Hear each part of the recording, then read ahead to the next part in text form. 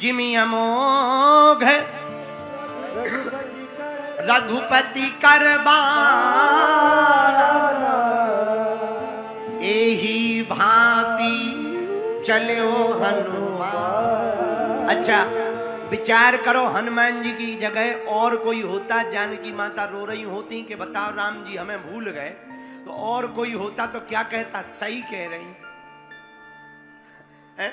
और कोई होता तो यही कहता, सही कह रही हो, सही कह रहे हो। लेकिन धन्य हनुमान जी, क्या गजब की बुद्धिमता में। इधर राम जी पूछ रहे माता जानकी जी कैसी हैं, अब हनुमान जी जो उत्तर दे रहे वो बड़ा गजब का। नाम पाहरू दिवस निशि ध्यान तुम्हार कपाट। हे प्रभु 24 घंटे में हर पल आपका ही ध्यान रहता है, रोती रहती है। पूछो मत जो हाल किशोरी श्री जानकी माता का है। अच्छा जैसे इतना कहा, और क्या कहा जानकी माता ने, हनुमान जी की आंखों में आंसू आ गए, तुरंत लेट गए। जैसे जानकी माता ने कहा था वैसे ही पहले लेट गए, प्रणाम किया राम जी को, लक्ष्मण जी को, और फिर लेटने के बाद उठे, दोनों हाथ ऐसे किए, ऊपर की तरफ देखे और आंखों में आंसू बहा करके हनुमान जी बोले ये हम प्रणाम नहीं कर रहे, जानकी माता ने कहा था ऐसे प्रणाम करना, हम जानकी माता की तरफ से प्रणाम कर रहे हैं। माता जानकी जी ने कहा अनुज समेत गहम प्रभु चरना, दीन बंधु प्रणतारित हर। जानकी माता ने कहा कि हम तो दीन हैं, आप दीन बंधु हो, अब आप हमें भूल ना जाओ, आप हमारी सुध लो, हमारी खबर लो। और राम जी बोले और क्या कहा। अब जो बात हनुमान जी ने कही उससे राम जी को भी रोना आ गया। हनुमान जी बोले माँ ने कहा मन क्रम बचन चरण अनुरागी, कहीं अपराध नाथ मोहे त्याग। हनुमान जी रोते हुए बोले प्रभु, माता जानकी जी रोते हुए कह रही थी कौन सा अपराध था हमारा जो हमको त्याग दिया, हमारा त्याग कर दिया, कौन सा अपराध था।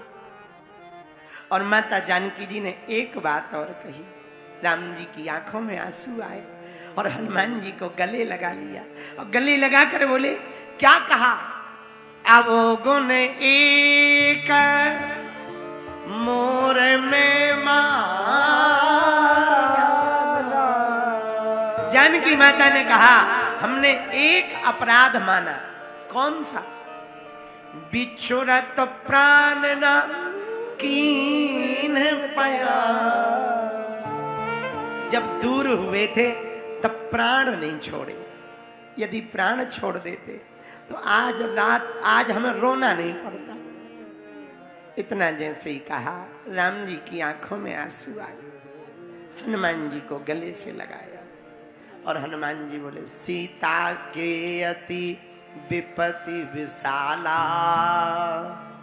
बिनहि कहे भल दीन दया।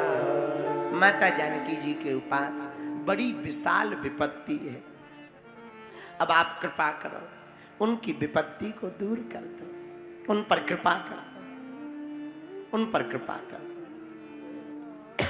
इतना कहते ही राम जी हनुमान जी को गले लगाकर कहते हनुमान कपि से उरेने हम नाही, कपि से उरेने हम, तुम्हारे ऋण से उऋण नहीं हो सकते, तुम्हारा कर्जा हमारे ऊपर बहुत है। हनुमान तुमने सुध करवा दी, तुम चिंता ना करो, प्रति उपकार करो का तोरा, हम तुम्हारा उपकार नहीं दे सकते। सुन सुत तो ही उरन में नाही, हमने सुना तुम्हें माता जानकी जी ने अपना बेटा बना लिया। हनुमान जी बोले हाँ।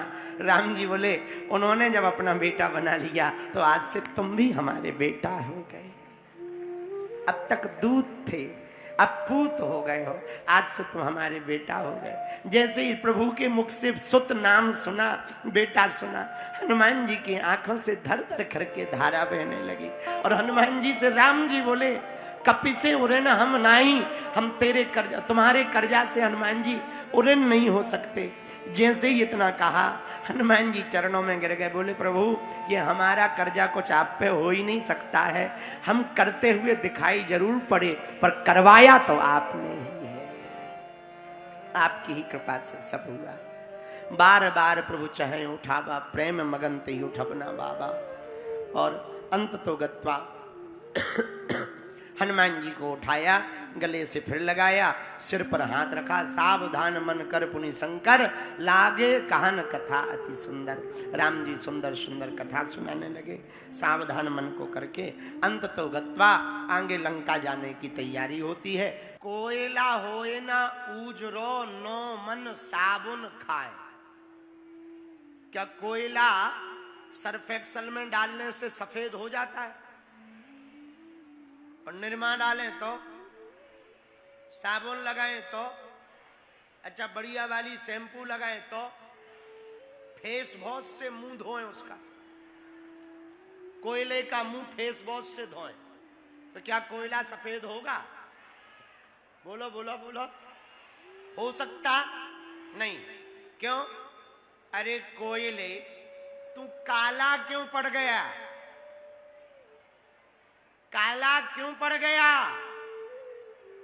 कोयला काला इसलिए पड़ गया क्योंकि वो अपनी अग्नि से अलग हो गया, इसलिए काला पड़ गया।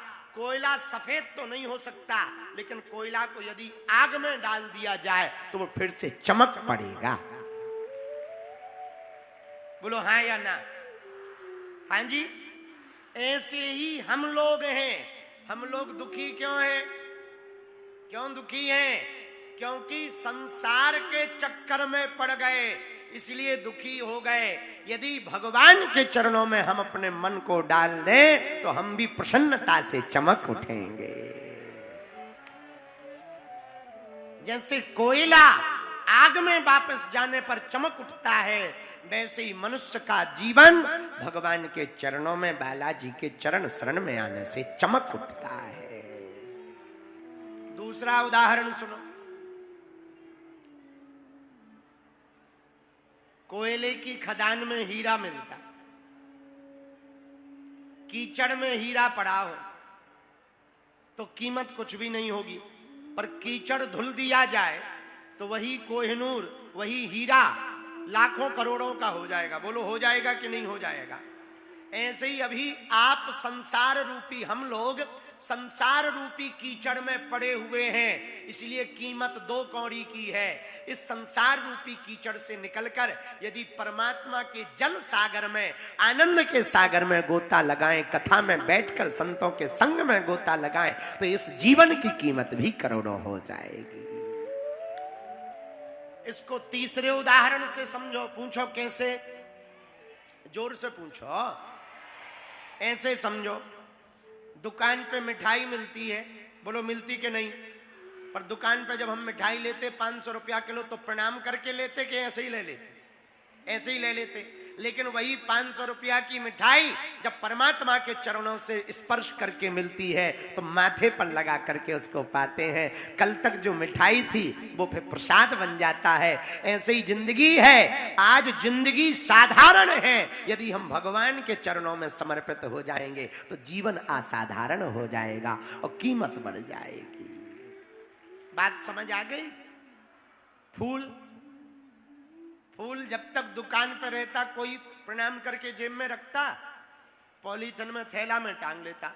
घर वाली को देना हो या इलू इलू हो गया हो, प्रेमिका को या प्रेमी को देना हो तो थोड़ा सुरक्षित जरूर रखते। बुके, बुके कहलाता है, बुटीक बुके क्या कहलाता है? बुके ही कहलाता है। हाँ, बुके थोड़ा सुरक्षित रखते ताकि उसको आकर्षित कर सकें, घर वाली को या प्रेमिका को या प्रेमी को खींच सकें तो सुरक्षित रखते।